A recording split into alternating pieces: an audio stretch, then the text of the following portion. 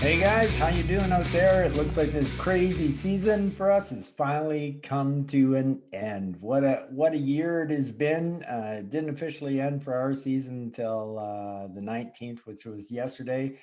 Uh, uh, Unbelievable how the year turned out. I think it turned out a lot better than we all thought it was going to turn out. I think the NHL and the NCZ both did an excellent job in getting the season off and making it happen. It was wild. It was crazy. I want to put out a big thank you out there to all the owners. A lot of weird stuff happened all year, and I didn't hear a complaint from not one single owner this year. Everybody said yep, they understood what kind of season we were going to have, and there was some weird stuff happen, and not one complaint. So kudos going out to you guys. Well done. I guess I should start this podcast out with once again congratulating the Colwood Rangers and Dean Mulberg for taking home the 2021 Bremen Cup. We've already done a video on that one, so I'm not going to spend a whole lot of time on the Rangers tonight. But kudos to you, Dino. Well, job well done for sure. Winning his first Bremen Cup ever. And of course, you've got to give a big kudos to Bo Hull and his Port Elgin Wolfpack as they put up one hell of a fight in the finals. It was our most exciting finals that we've had in 7 years here on the No Control Zone. So good job going out to both you guys. Thanks for the exciting final. I really enjoyed it. I even liked it more that it was longer than normal because it was exciting all the way. Every single day was exciting. So both you're going to bring in some nice cash, even with the $50 buy-in this year. We had a lot of transaction fees, so there still should be some good cash coming your way. The one thing I really do want to talk about is our third place finisher who really got overshadowed, it seemed like, in these playoffs. Big congratulations going out to Blake Driver in his very first year with the Calgary Oilers. Outstanding job, be lucky. Well done. I mean, seriously, like I said early in the season, I don't think that the Oklahoma City Barons left you much to work with, but you made that team your own. You wheeled and dealed, and in your very first season, you've made some cash. You are walking out in the plus category this year. And just think of it this way, you've already passed El Go. So, sorry, I couldn't resist that one. But yeah, congratulations to Blake going out there. What a great job. Let's take just a little bit of a look here at how Blake did. All right, so let's get back into her here. We will take one quick look at the finals before we talk about Blake. As you can see here, the Colwood Rangers won in 3 games. How exciting it was! Rangers lost first game 5-2 to the Wolfpack, and the Wolfpack had jumped out real strong. It was looking really good for Bo. All he needed was a tie in the second game, and at one point, it was starting to look like it was very possible that this could end up in a tie, and that's how Bo would win. But as you can see here, the game two was really exciting. 4-3 for Colwood Rangers, and it went back and forth a few times throughout the week. But most importantly for Dean was not only did he win this game, but which he was really close to losing many times. So, yeah, since he won it, but once you go up into game three, you see he had solid numbers in 4 categories that were almost uncatchable for Bo. So, congratulations to Dean going out there and a solid win, an exciting final, taking it to the max, 2 games of 3. It came down to the final day with the Wolfpack having Jesse Puljujärvi playing, and it was exciting all the way, especially when he had Matthews and Puljujärvi still playing in the last 2 nights. So once again, congratulations to both guys. But let's take a look at Blake here. Look at him. Good job, Blake. It really was. As a matter of fact, of all the 4 series that were 2 out of 3, this is the only one that went 2 straight. So kudos going out to Blake. Well done. The competition was stiff. He was up against Nick and Moves Like Jagger. And this I thought was going to be a lot closer. It just worked out kind of weird how it happened. But Blake was just solid for 2 weeks straight, and he pretty much owned Moves Like Jagger throughout this whole thing. So once again, I'm sending out a huge kudos to Blake. That was really well done. Like, look at this. Like, he was way ahead in the plus minus. Assists were close, but goals he's way ahead. And pretty much every category. And then especially once you go out, if there had been a game three, Blake easily had it won there as well. This is wrong here. Blake actually took over and should have got another, but it doesn't matter because game three didn't happen. So let's go over and take a look what happened in the 9/11 draft picks. So we probably had our most exciting ever showdown for ninth draft pick between all four teams going into it, but really highlighted by the New Brunswick Bears, who I really thought were probably the best team this year and probably deserved the Bremen Cup. But that's fantasy hockey, and uh, talking about fantasy hockey, this whole series between the Bears and the Lakers will explain to you just how fantasy hockey is. I mean, let's take a look at this. The Harrison Lakers made an amazing comeback by winning game two, 4-3. And he did it exactly the way I predicted about 3 weeks ago. I said there was still an out for the Lakers in this, that all he had to do is win the plus minus, the PIMS, the goaltending points, and the save percentage. And lo and behold, the four categories he holds are those four. And he wins that game 4-3, which sets him up for or which helped him win game number two, which set him up for game number three. And Dan was even ahead for most of the time in this one too. But uh, fortunately, Renee, who's always solid in penalty minutes, that's what saved his bacon on this one as they came back, because Dan had taken a lead in penalty minutes in game three. But once again, you can see in the four categories how Renee beat him. Plus minus, penalty minutes, goaltender points, and save percentage. Exactly how I said. I tell you, if this isn't a lesson here that there's more than one way to win in this league, this is it. Because look at the totals there, 86-52, and the Bears lost. Let's go up top, 140 points to 77 points, and the Bears lost. So you can get all those top end guys you want in that, but you need a solid all round team to be able to win in the no control zone. So maybe lesson learned here, and just a huge congratulations to Renee. That was an outstanding thing to watch, and it's easy to see how Renee won his 3 cups. Like he really had no business being in this series, but he won it because he had the right categories. So kudos going out to Renee. Good job. I know both Renee and Dan were looking forward to that series, and it was really exciting to watch. I enjoyed it. Good job by both teams. Congratulations going out to Renee grabbing ninth draft pick. Uh, One thing I'm going to do right now, I'm going to go check because I wanted to know where Renee has drafted. So I'll be right back. All right, so I'm back, and I did get one little bit of a surprise that I guess I had absolutely forgotten about. But Renee actually had the second overall pick in our inaugural season. So maybe that second rounder got him off to a really good start. But trust me, after that, Renee shows that you really don't need the draft to win in this league. So you don't need those high end ones to do it, because he followed up with a 14th overall pick, or and then an 8th overall pick, and then 16th overall pick, and then 13th overall pick, and 14th overall pick.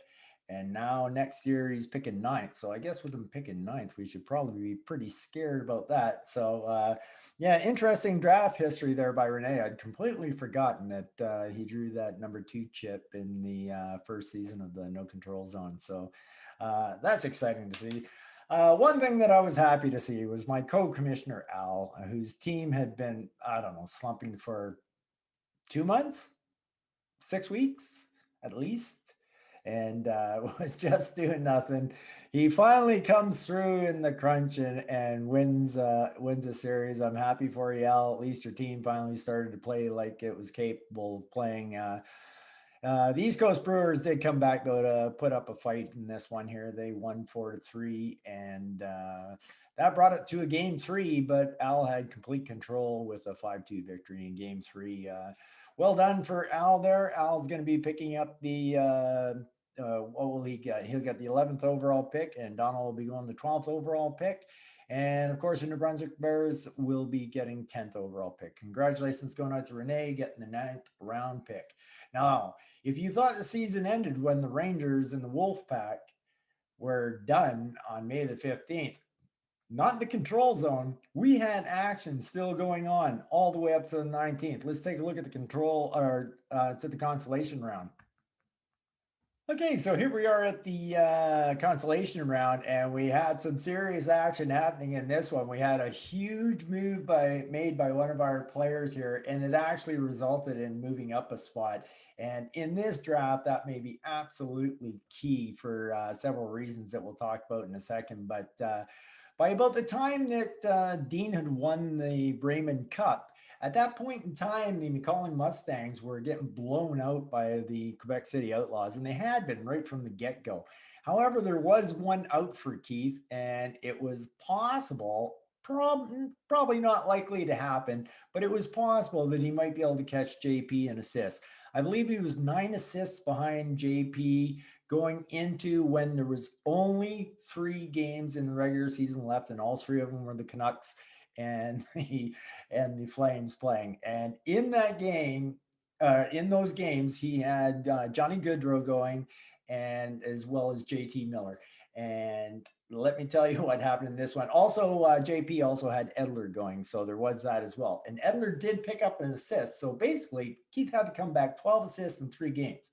And lo and behold, man, I guess the last 3 games of the season, you could have, well, they looked like non-contact hockey games to me. Nobody raised their stick when they scored a goal. They were just out there, hey, let's finish the season. 6-5 game sounds good to me. And in the meantime, Keith kept chipping away 3 to 4 points every night, and it came down to the final night, and he not only caught JP, which would have been enough for him because that would have got him a tie at 3-3, but he exceeded JP's assist by 2 assists as well. So he ended up winning that game 4-3.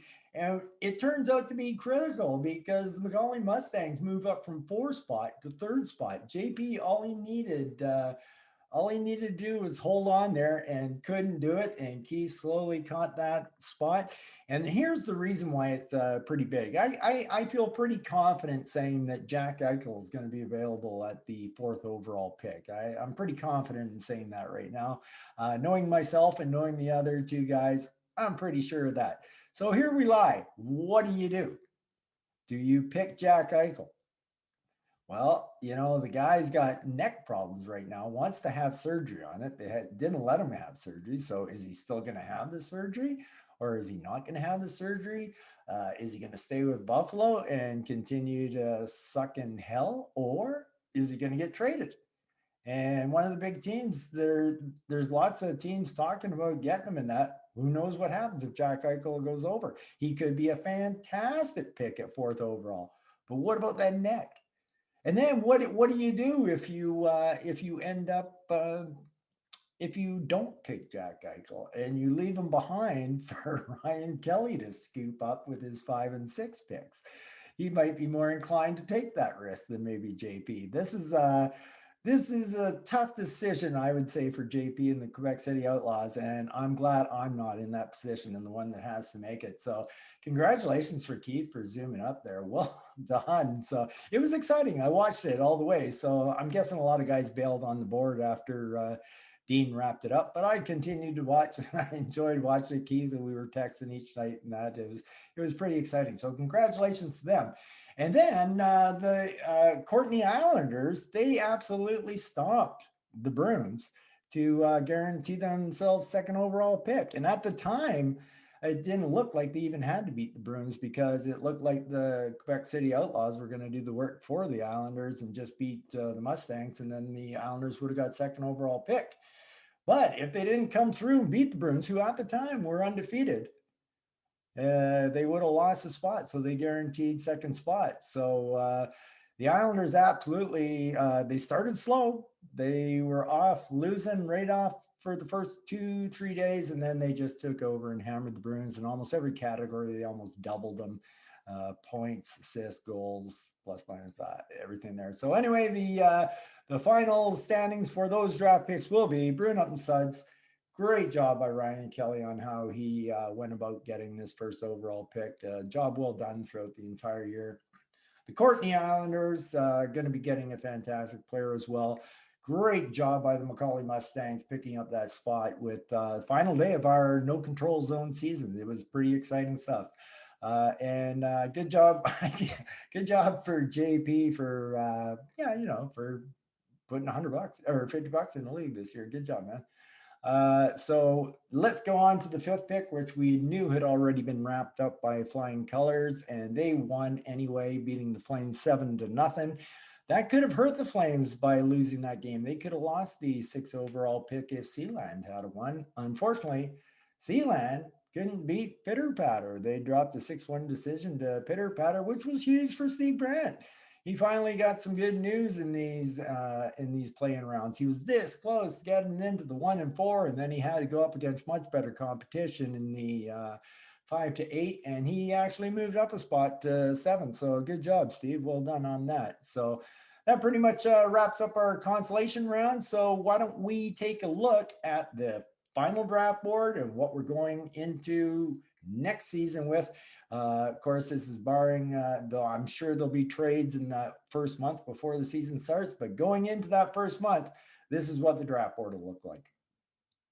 Okay, so here we are. This is the way we sit here. You can see the positioning is all in place now. You know where your draft picks are going to be. You can start doing your drafts for teams pretty soon. I'll be deleting all your one-year guys, players very shortly so that you'll have better knowledge of what your team is looking like going into next season. And maybe you can figure out a plan to what you want to do there. So you can see the Bruins got the first overall pick there. Scoring in there is also the Oilers, Outlaws, and Flames as they drafted for his higher picks, but at least they're higher picks, right? So they scored there. And the Islanders picking up second overall spot. The Wolfpack really scored on a trade with Seth Jones and D'Angelo by swapping second round picks. As you can see, the Islanders ended up with the 15th overall pick or 30th overall pick, or what is it, 31st overall pick. But anyway, the Wolfpack moved up a ton in that one. So they got a nice little pick there. The Mustangs did well. We talked about that already, how that was pretty important to get that third spot. And Moose Like Jagger kind of likes it because they got 2 picks and the Rangers got 1. And the Quebec City Outlaws, by picking up 4 spot, well, once again, helps out the Bruins. There's the Bruins with their 4th round pick. So that works out good for them. Flying Colors works out really good for them other than the first overall pick. But it looks like it's pretty much the only one that they traded away. So all the rest, the 2-8, are going to be in a solid spot in that 5th position. The Flames, well, kind of rough for the Flames because they gave them all to the Bruins there, but they do have, what do they got there? They got 4 picks left over. And Pitter Patter sitting in 7th spot with 6 picks. Wolfpack and Outlaws kind of help on that one. And of course, the Lakers always with all their picks and none other. The Bears, as exciting as it was, and Dan made a promise. He said he would play for you. So if you know you're going to make a trade with Dan, you know he's going to do his best if he loses to get you your highest draft pick. So nothing wrong with a little bit of little honor and integrity there. You might want to make a deal with Dan. So he helped out the Quebec City Outlaws and the Calgary Oilers by making an all-out effort to get into the 10 spot there. The Capitals suffered a little bit because they traded off to Pitter Patter and the Mustangs for their first and second rounders. That kind of hurts a little bit. And the Mustangs scoring against again with the Brewers by picking up their first and second. Sealand grabbed 1 as well. And then Moose Like Jagger, the Mustangs pulled off the 1 and 2 there as well. And then the Islanders got 1. Moose Like Jagger had the rest. As for the Oilers basically shot their wad. They have their 4th rounder and their 8th rounder and a bunch of other scattered picks from other teams. So that's where the Oilers are sitting right now. The Wolfpack, they pretty much traded away everything they had except when you look at the Rangers, they got 3 of their top 4 picks. So that's going to help. And like I said, the Islanders 2nd round and the 4th rounder from Pitter Patter. So they didn't leave themselves to hang out to dry at all by their positioning in the draft. So basically that's where it sits right now, guys. That's what the draft board looks like going into next year before we start trading once again. I just want to thank everybody. It's been a great season. It's been fun to to do. We've had a lot of excitement in it. We never knew what was going to happen with the COVID and everything. I want to thank my cohort, Al Gull, for helping me out this year. Al will be taking care of all the financial stuff. So let's all try to get our money into Al as soon as he gets up the figures and whatnot. I should have also announced, as a matter of fact, I'm going to announce I'm putting this recording on pause right now. All right, so I didn't want to leave without telling you guys two more things. One you can look forward to is another podcast. Dean Molberg has agreed to have a winners podcast with me. Joining me on that podcast will be none other than my cohort and co-commish, Al Gull. So look forward to that. When I approached Dean about it, he goes, "Yep." He goes, "I would love to do it." He goes, I've got some great trades in mind." So if you watched his first podcast, you should enjoy the second as well. It should be a lot of fun. So looking forward to that. I expect to do a couple other podcasts. I may do some deep dives into some different kind of things, just to do some podcasts for practicing for me and whatnot. So you can also look forward to those as I get bored throughout the summer and whatnot.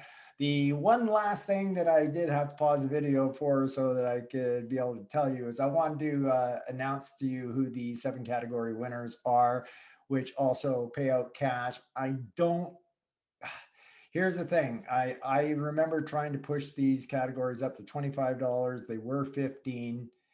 I think I lost that, and I think they stayed at 15. But our finance guy Al will know that, and if it's $15, it's only $7.50 a category this year. But whatever, what the hell, $7.50. You don't have to pay into it. So congratulations going out to the Bears. The Bears, who dominated the season, basically dominated the categories as well, as they pulled away 4 categories in goals, assists, points, and save percentage. So the Bears pulled out 4 categories. Also pulling out a category was surprise team here, I would kind of think, East Coast Brewers in the plus minus. They skipped the plus minus. The Bears were close behind for a second. The Bears almost had 5 categories. And the last 2 categories in goaltending points and penalty minutes went to our league champion, Dean Molberg of the Colwood Rangers. So there you have your categories. That pretty much sums it up. The season has finally come to an end. It was kind of wacky. It was kind of crazy. It was kind of fun. I really enjoyed it. And the NHL playoffs right now, wow, they are so exciting. Every series except for the Canadian ones, it seemed kind of boring to me. But yeah, just some fantastic hockey being played. So I'm going to keep watching, but think I'm gonna, I got some things to do still yet before the season ends, to straighten everything up with all the getting rid of the players, how many contract years you got left in that. So I still got stuff to do for this season. And then once I get that done, I'm just gonna kick my feet up and have some Coronas, smoke a lot of pot. It's gonna be a lot of fun, gonna enjoy it. All right, guys. So I want you, I hope you all enjoyed the season. So everybody have a great summer. You take care and peace out.